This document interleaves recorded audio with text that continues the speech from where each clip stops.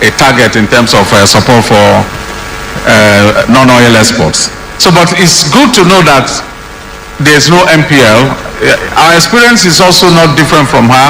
That's because, again, the process of screening, and we also have what we call the Zero to Hero program, where if you've never done export before, we take you through the tutelage of explaining to you the dynamics of export and getting you to understand what it takes to take a loan and helping you to have market access for your products.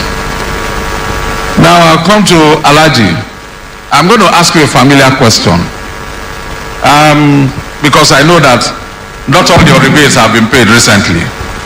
You're out of what you submitted. That I'm aware. So the complaints about not receiving rebate for qualifying export commodities, what is your advice to CBN to improve this? Thank you very much, sir. My sincere appeal goes to His Excellency the CBN Governor. The first time when we came for this artist 200 billion, it did something very fantastic, sir. You are paid, you call some people brothers and friends, especially the custom and the MPA.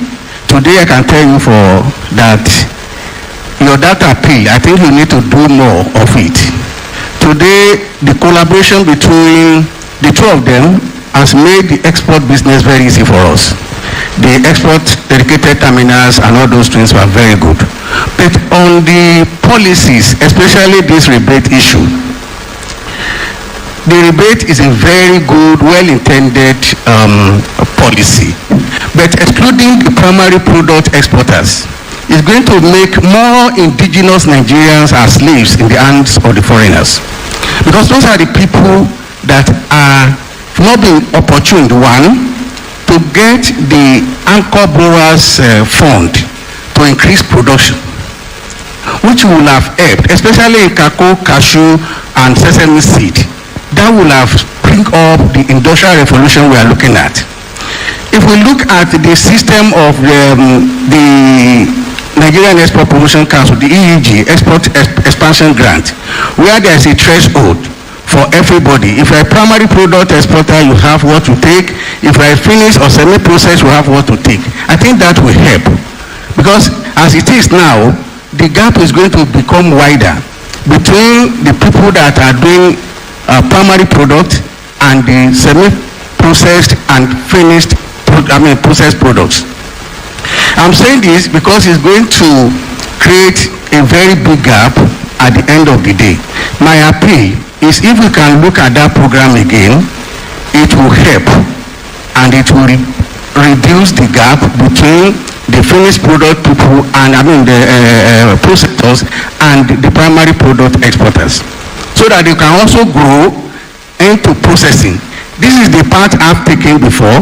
Today, we are the largest processor of cocoa in Nigeria, because we started from the primary product export to this level, and progressively we've grown to this level. I think if we give more Nigerians this opportunity, they will also get there in no time. Thank you, sir. Thank you, Alhaji.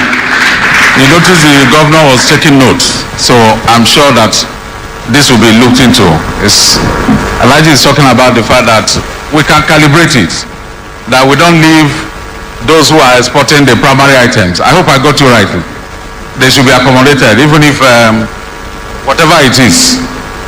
My worry people, they say at all, now I bypass. Okay, quickly, BOI. Let's hear from you. What's BOI doing to promote funding for value chain operations? Well, BOI, from the one, we're a mandated institution. The purpose of BOI is to support the industrial sector of the economy. And that we do by providing funding across the chains, especially in value adding areas, agro-processing, solid mineral processing, manufacturing, light manufacturing, etc. So from the one, that has been a mandate. So BOI actually, before the ROT 200, what the ROT 200 is trying to push is to support people into manufacturing for export. But what we're doing is to support manufacturing in the local industry. And of course, directly or indirectly, when you support manufacturing locally, what you are doing indirectly is that you're actually addressing importation. And of course, if you support local production, you are developing skills internally and developing entrepreneurship internally. And that's what we've done in the last 63 years.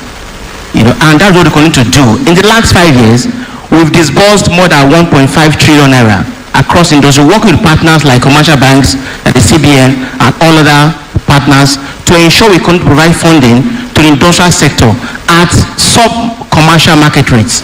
So for instance, in funding equipment which are required for manufacturing, either at the small scale or the large scale or medium scale, we do that at 10% per annum. And we also have a fairly long tenure. We can give you money for up to 5 years or 6 years, and we do not just support you by providing funding. We work with you to develop capacity, and if there are challenges along the way, we come back and discuss some restructuring to ensure that the business actually survives. And that is what the bank has done in the last 3 years. So we continue to do that. Some people who supported are actually exporting. Majority are doing that informally. So with ROT 200, what we're not doing is how to educate those people who export informally to make it formal, because the benefits associated with ROT 200.